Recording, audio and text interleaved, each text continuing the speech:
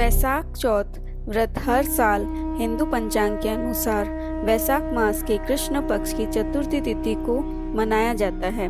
वैशाख चौथ व्रत के दिन स्त्रियां अपने संतान की दीर्घ आयु एवं सफलता के लिए व्रत करती है।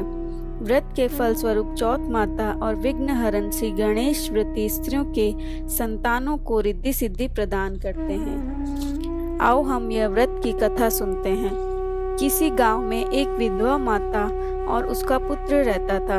वह गांव को चरा कर अपना पालन पोषण करता था। उसकी माता 12 मासी चौथ माता का व्रत करती थी। वह हर महीने की विनायक चौथ को चूरमे के 5 लड्डू बनाती थी। उनमें से एक चौथ माता का, एक गणेश जी का, एक गाय का निकाल कर दान करती, एक बेटे को खिलाती और एक स्वयं खाती। जब वैशाख महीने की चौथ थी, बेटा पड़ोसन के घर गया। वहां चूरमा देखकर पूछने लगा। तब वह बोली, आज वैशाखी चौथ है इसलिए मैंने चूरमा बनाया। तेरी माँ तो हर चौथ को ही बहुत सारे लड्डू बनाती है, पर तुझे केवल एक ही लड्डू खाने को देती है, ठंडी बासी रोटी की खाने को देती है। लड़का पड़ोसन की बातों में आ गया और अपनी माँ से बोला, माँ तू तो चूरमा खाती है और मुझे सिर्फ एक लड्डू ही देती है, इसीलिए तू अब चौथ माता का व्रत करना छोड़ दे।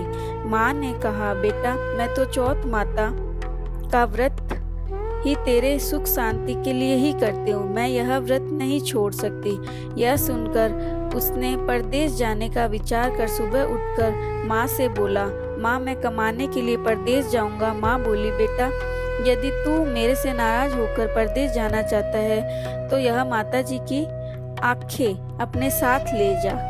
यदि तेरे पर कोई संकट आए तो चौथ माता और विनायक जी का नाम लेकर इन्हें डाल देना, तेरा संकट दूर हो जाएगा। लड़का आंखों को लेकर परदेश चला गया। रास्ते में उसे एक नदी मिली जिसे पार करना असंभव था, लेकिन उस संकट की घड़ी में उसे अपने माँ की याद आई और उसने एक आखा चौथ माता का नाम लेकर उस नदी में डाल दिया। और चौथ माता, यदि तू सच्ची है और मेरी माँ मेरे लिए यह व्रत करती है तो मुझे नदी में रास्ता मिल जाए। ऐसा कहते हुए वह उसने आँखा डाल दी। आगे चलने पर भयंकर जंगल से भी उसे इसी प्रकार आंखें पूर कर गुजरना पड़ा। आगे चलकर एक नगर में पहुंचा। उस राजा के यहाँ रोज एक मिट्टी के बर्तन का अलाव पकता था। वह अलाव तब तक पकता था जब उसमें एक आदमी की बलि दी जाती थी, यानी एक आदमी को बर्तनों के साथ चुन दिया जाता था। उस लड़के ने वहां जाकर देखा कि एक बुढ़िया माई आटा पीसते जा रही थी और रोती जा रही थी। लड़के ने इसका कारण पूछा। तब बुढ़िया बोली, आज मेरे इकलौते बेटे का इस अलाव में जाने का नंबर है। तब वह बोला, बुढ़िया माई तू मुझे जल्दी से खाना खिला दे, तेरे पुत्र की जगह मैं जाऊंगा। बुढ़िया माई ने मना करने पर भी वह नहीं माना और बोला।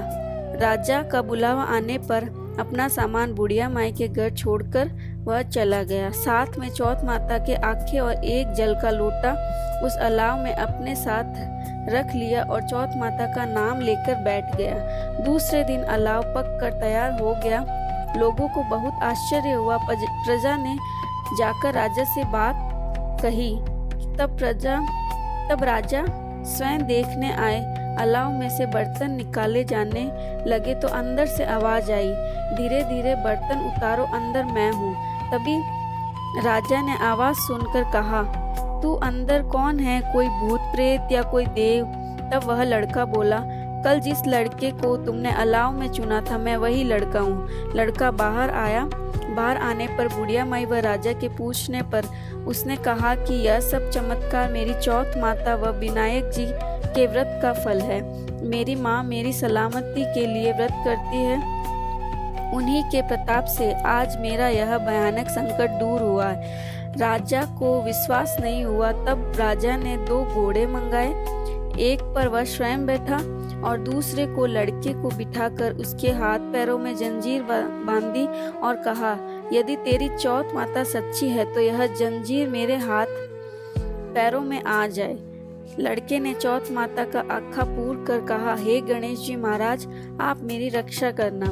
इतना कहते ही भगवान की कृपा से वह जंजीरें खुलकर राजा के हाथ में जा गिरी। राजा, रानी व प्रजा ने चौथ माता का चमत्कार अपनी आंखों से देखा।